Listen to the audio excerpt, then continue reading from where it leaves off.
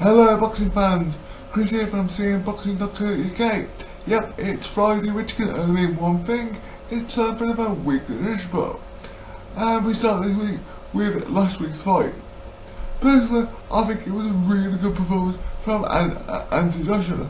It was nice to see him box for 12 rounds and not just look for the finish.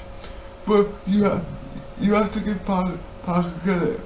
Although he didn't land many clean shots on Joshua, he moved well, which made it hard for Joshua to catch him clean. But I wouldn't say I was an expert at boxing, but I know quite a lot. And what was that referee doing? Could somebody please explain to me, because I'm not quite sure. Every time they got close together to work on the inside, he broke them up. Now, I know the rules, as I'm sure you know the rules. If both boxers' hands are free, they are free to fight. So why that referee kept breaking them up every time they took one close to one another, I have no idea. Somebody needs to know that it's a boxing match, they're allowed to hit each other. Anyway, enough about that. But I do start this week with Anthony Joshua. It looks like he's likely to face either WBC seeking Deontay Wilder or Alexander Povetkin in his next fight. Eddie Hearn, Joshua's promoter, has said that he has indeed started talks with Deontay Wilder's team. However, the WBA have ordered Joshua to face his mandatory challenger, which for them would be Alexander Povetkin. So I think it's probably more likely that he will face Povetkin next, rather than risk being stripped off the title, but we'll have to wait and see. Okay, according to Deontay Wilder, he is ready and waiting for an offer from Joshua. According to Wilder's management team, he met with Eddie Hearn on Tuesday to start negotiations.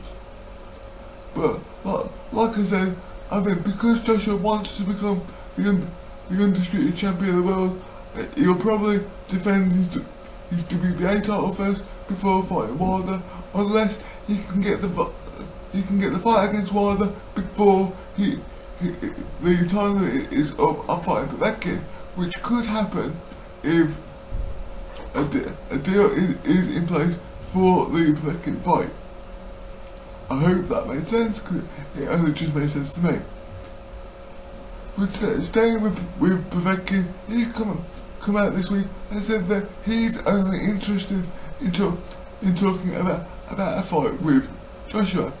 Now, of course, he was on the undercard on Saturday night and scored a quite stunning knockout over David Price in the 5th round,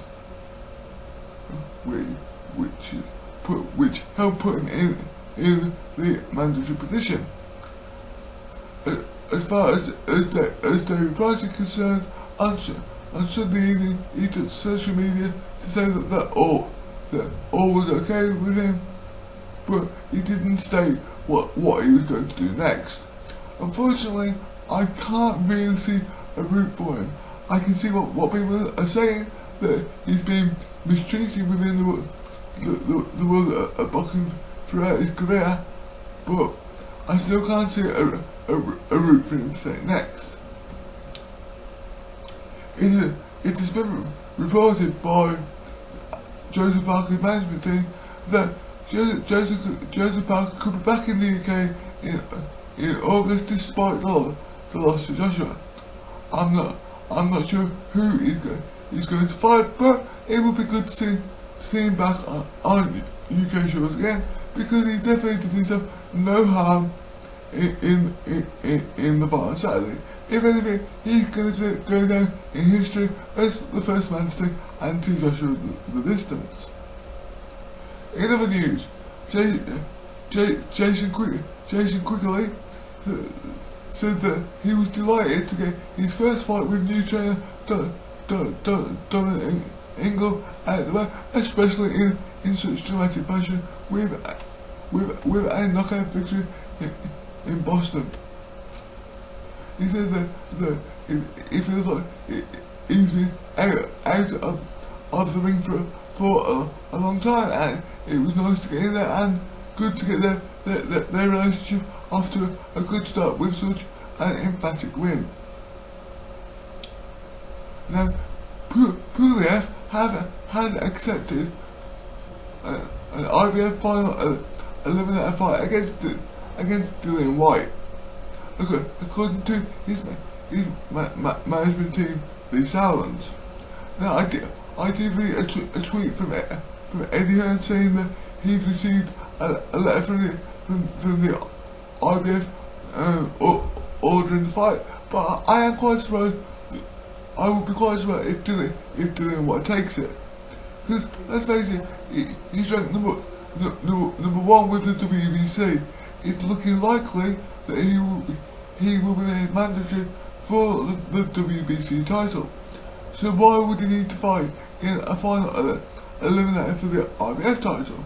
But as we all know, boxing unfortunately is all about politics. So I can see him taking the fight just to guarantee him a title shot at some point down the line.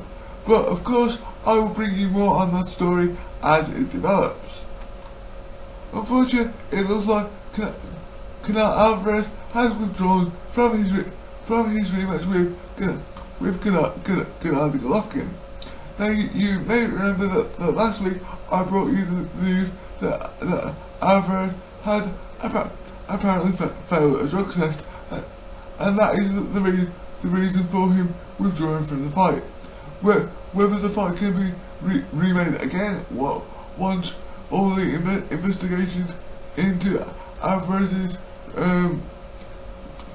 positive drug test has been resolved, I don't know. I hope so for boxing's sake, because if their first fight, if their rematch is anything like their first fight, it would have been a really good fight to watch. Okay, the final story this week. It looks like the Pac-Man could be back in the world title mix. Oscar De La Hoya has confirmed that Manny Pacquiao will challenge Lucas Maffez for the IBF title in June. Now, this should be a really good fight. It's been an interesting couple of years for the Fat Man, but hopefully he will get back into the world title picture. Of course, I'll bring you all the build up to that as it happens. But for now, I think that you guys are all caught up with everything going on in the world of boxing. Please don't forget to like, share and subscribe to my YouTube channel, or you can get in touch with me on my social media platforms or the website. As usual, the links are in the description. Have a great week, and I will speak to you guys soon. Have a good one.